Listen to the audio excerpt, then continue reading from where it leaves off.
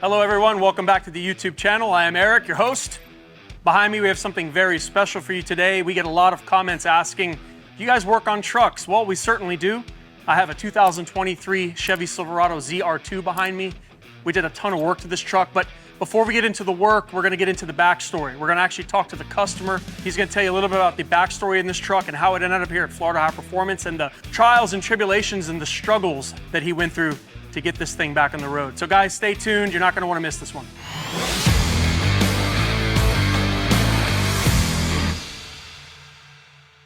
Hi, my name is Bob, and behind me is my 2023 Chevy Silverado. The unique thing about this truck is that it comes with a 6.2 liter Corvette engine in it. I knew from the start that I wanted to put a supercharger on it and get maximum power and torque out of the motor. But I upped the ante when I told them from factory I wanted the supercharger installed. It went great until got lined up with a TRX and it kind of walked away from me. I was just beside myself and I couldn't believe I spent all this money to have a factory truck right from the box beat me with no modifications. I'm thinking to myself, where do I go from here? And believe it or not, my dealer had found Florida High Performance, and the minute he saw his videos and talked to him on the phone, he told me he was convinced that Erik could fix our problem and get us where we want to be with this build because nobody else wanted to touch it.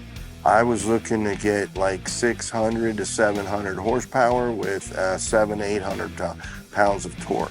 And everything went really smoothly. He sent me updates and pictures and videos of everything. After taking delivery from Erik, he told me to take it easy first.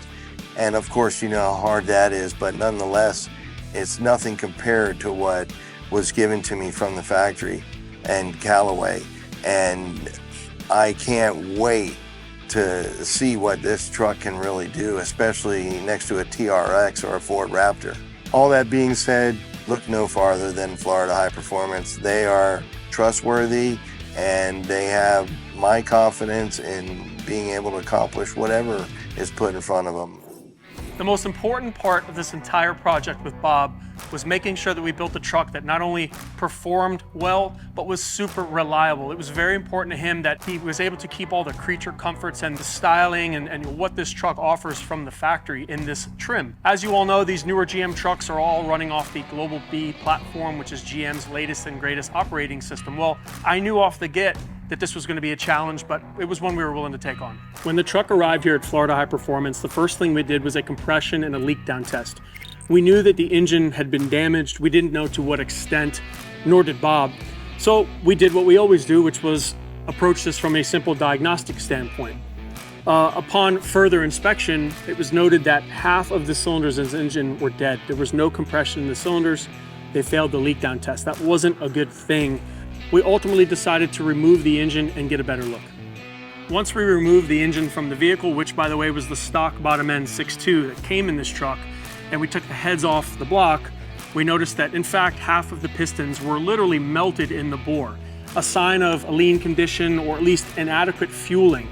Now, we did check the injectors and we checked some other things. Everything looked like it checked out, so it was a little bit of a mystery as to why this happened on only one bank, but it was not something that we were going to want to try and salvage. Now, it was sort of a blessing in disguise, and as a result, we came up with the engine package that is in this truck now that we believe is absolutely bulletproof.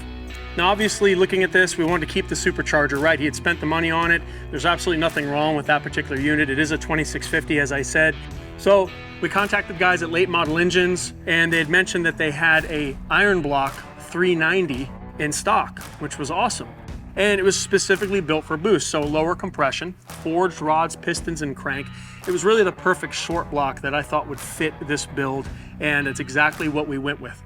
Of course, we can't just put a short block in the truck, right? We need to talk about cylinder heads, cam. These were all very important things we had to sort of go to the drawing board and select. So we went with one of our tried and true FLHP signature head cam packages, very similar to what we would run in one of our performance cars. In this particular case, we went with one of our stage 1 blower cams, a little bit smoother idle, right? Better suited for a truck that's gonna be driven daily.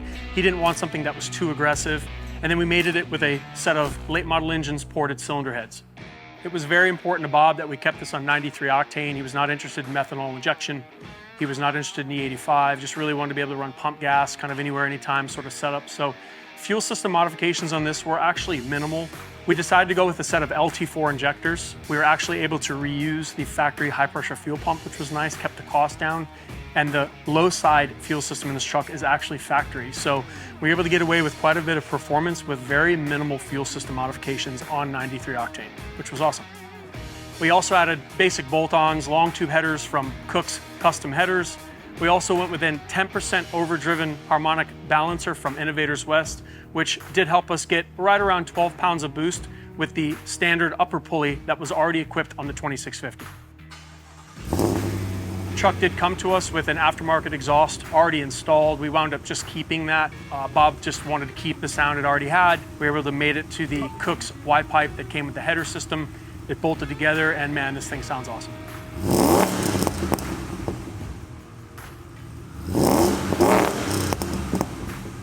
Now, with this particular build, and given the circumstances, Bob wasn't too concerned about actual wheel horsepower readout, torque, things like that. While we could put this truck on the dyno, and we certainly do put trucks on our chassis dyno, Bob and I decided that we wouldn't with this truck. It really wasn't a priority. Not that we don't worry about the performance, the power, the torque, things like that, we do. But on a build like this, really what is paramount is drivability. Cold starts, hot starts, getting on the highway, towing, right? The things that this truck was designed to do from the factory are what matters to him the most.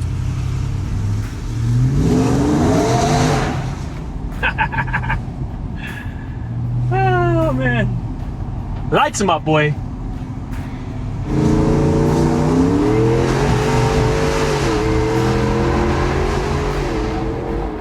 You know, you're gonna ask, well, how much power is the truck making? What kind of performance did you gain? Right, we're right around 12 pounds of boost, which on this particular engine is very, very light. If I had to put a guess on it, right, on 93 octane, 390 cubic inch motor, head cam package, 12 pounds of boost, I would say we're probably somewhere right in the realm of 700 crank horsepower. On a truck like this, probably 550 to 600 wheel is what it would make on the dyno. So again, a conservative setup. You know, nothing that you're gonna write home about or break any records with, but at the end of the day, it checked all the boxes, it's reliable, it gets them from A to B, and I gotta tell you, it does it in style. So guys, like, subscribe, right, support the channel, and we'll see you next time. Thank you.